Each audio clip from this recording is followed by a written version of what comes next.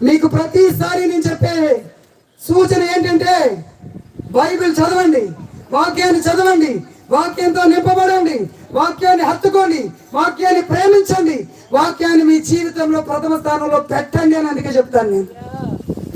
ఎందుకో తెలుసా? మన జీవితంలో వాక్యం లేని దేవుని ఆత్మ కార్యాలను జరగనివ్వకుండా ఆగిపోవడానికి కారణమవుతుంది. హల్లెలూయా. ఏ స్థాయిలో ఉన్న వాక్యంతో నువ్వు నింపబడతావో, ఏ స్థాయిలో ఉన్న విశ్వాసంతో నువ్వు ఆపరేట్ అవుతావో, ఆ స్థాయిలోనే పరిశుద్ధాత్మ దేవుడు మన జీవితాలలో తన సన్నిధిని కుమ్మరిస్తాడు, తన మహిమను కుమ్మరిస్తాడు, తన కార్యాలను జరిగిస్తాడు. హల్లెలూయా.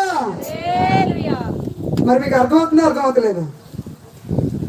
ఇక్కడ బోధించే విశ్వాసము అతి పరిశుద్ధ